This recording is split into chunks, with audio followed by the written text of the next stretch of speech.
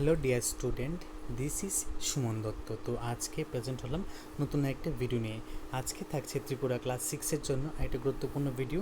তো আমরা আজকে এখানে ক্লাস 6-এ যারা পড়ছি, তোমরা তোমাদের অঙ্ক বইয়ে থেকে পেজ নাম্বার 132 যে আছে সেখান থেকে দেখবে সি নাম্বার একটা প্রশ্ন আছে। সেই প্রশ্নটা আজকে আমি এখানে ডিসকাস করছি।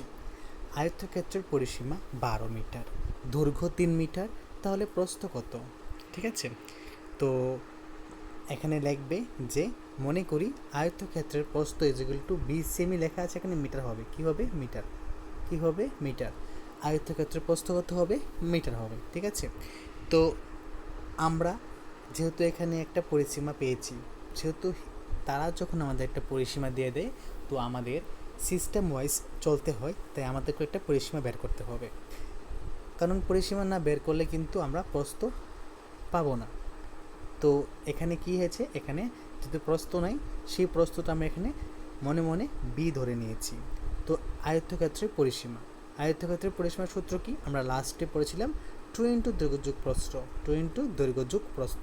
তো এখানে আমাদের দৈর্ঘ্য কত? দৈর্ঘ্য হলো 3 মিটার। ঠিক আছে, আর প্রস্থ কত ধরলাম? বি ধরলাম। তাহলে আয়তক্ষেত্রের পরিসীমা কি হবে? 2 ইন্টু দৈর্ঘ্য প্লাস প্রস্থ লিখবো, লিখে 2 গুণ দেব, দিয়ে দৈর্ঘ্য ছিল 3 আমাদের প্রশ্নয়, আর প্রস্থ আমরা এখানে বি বের করেছি। তাহলে কি হলো? 2 ইন্টু 3 প্লাস বি। এখন এই দুইটা, এই যে দুইটা কি, এই তার সাথে আবার গুণ হবে, আবার তার সাথে আবার গুণ হবে। তাহলে কী হবে? 3 দুগুণে 6, মধ্যে কিছু না আছে প্লাস, তারপরে প্লাস দিয়ে 2b। ঠিক আছে, 2 আর বি গুণ করলে হবে 2b।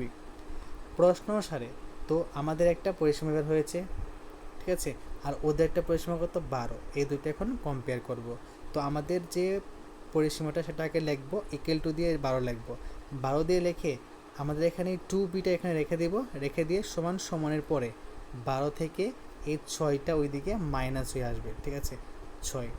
তারপর 2b লিখবে ইকুয়াল টু 12 থেকে 6 গেলে 6। তো এখন বি লিখবে, বি লিখে সমান সমান দিয়ে 6কে উপরে দিয়ে দিবে, কারণ ও 6 এখানে ছিল, এবং 2কে নিচে দিয়ে দিবে। তাহলে কাটলে কী হবে? 3। ঠিক আছে, যেহেতু 6 বড় তাই তার উপরে 3টা লিখবো। তাহলে বি কত? বি হলো এখানে 3। তো বি মানে কি? আমাদের প্রস্থ। প্রস্থ কত? প্রস্থ হলো 3। খুবই সোজা একটা অঙ্ক, আশা করি সবাই বুঝে গেছো। যদি ভিডিও ভালো লাগে থাকে অবশ্যই ভিডিও শেয়ার করো, এবং তুমি যদি চ্যানেল নতুন হয়ে থাকো তাহলে চ্যানেল অবশ্যই সাবস্ক্রাইব করে রাখো, এবং এবং এবং কি বলছিলাম, এবং এই অঙ্কটা অবশ্যই খাতায় নোট ডাউন করে রাখবে। ঠিক আছে, তো থ্যাংক ইউ সবাইকে আজকের এই ভিডিও দেখার জন্য।